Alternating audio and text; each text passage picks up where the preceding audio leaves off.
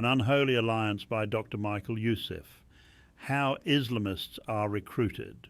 The story of Anjem Choudary, the leader of the protesters in Luton, demonstrates how hard it is to root out radical Islamism in a free society. The Islamists have become skilled at using Western laws and Western freedoms against us. According to BBC Home Affairs correspondent Dominic Casciani, Anjem Choudary could probably have been anything he wanted to be. He began his university career as a medical student, then switched to the study of law and passed the exams to qualify as a solicitor, similar to an attorney in the US. He worked largely on anti-discrimination cases, advocating for fellow Muslims.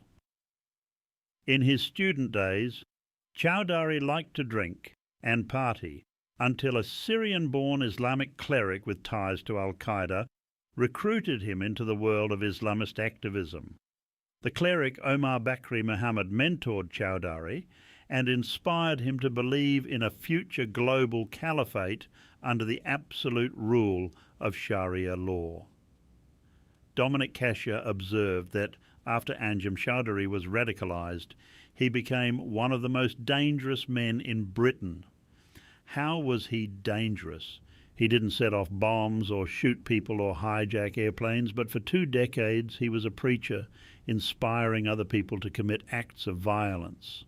He was, according to Casciani, an ideologue, a thinker who encouraged others to stop and think for themselves before they turned to violence, to implement their shared worldview. Choudary offered his disciples a simple way of looking at the world of the believers, Muslims, versus the re-world, the unbelievers.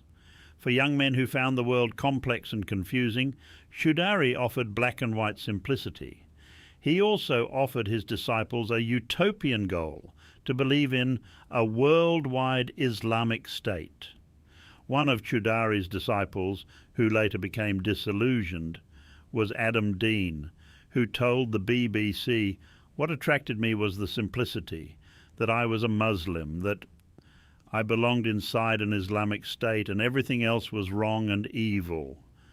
It's a type of outlook that is completely splitting the world in a cosmic battle of good and evil.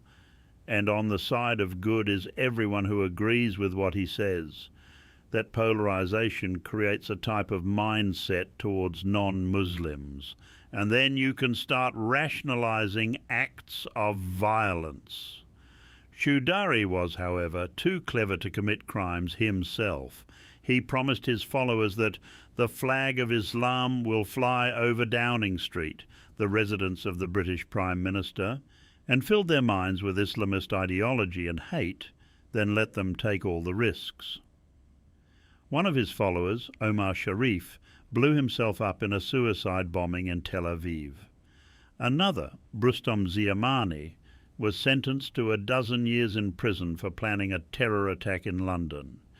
One of his closest followers, Michael Adebolaho, got in a car with an accomplice and ran down a 25-year-old off-duty British soldier. The 2 men then jumped out of the car and stabbed and hacked the soldier to death. Then they stood over the body of the murdered man, Lee James Rigby of the Royal Regiment of Fusiliers, and told passers-by that they had murdered him as an act of jihad. Both were captured and now serve life sentences. But Choudary, who had inspired all these crimes with his rhetoric, left no fingerprints and couldn't be caught until 2015. That's when Scotland Yard investigated his recruitment activities and found that he had been urging young Muslims to join ISIS in violation of Britain's Terrorism Act 2000. Choudary was imprisoned for 5.5 years and required to notify police of any change of address for the next 15 years. At his sentencing, his supporters in the gallery shouted, "Allahu Akbar." All across the Western world, there are people like Anjem Choudary people who know how to use our laws and our freedom against us. Our secular left and progressive leaders in America and Europe have opened the floodgates of rampant immigration, allowing not only needy asylum seekers but dangerous, ideologically driven Islamists into our midst. These leftist leaders are giving away our rights, our safety, and our civilization. They are taking us down the path of cultural suicide.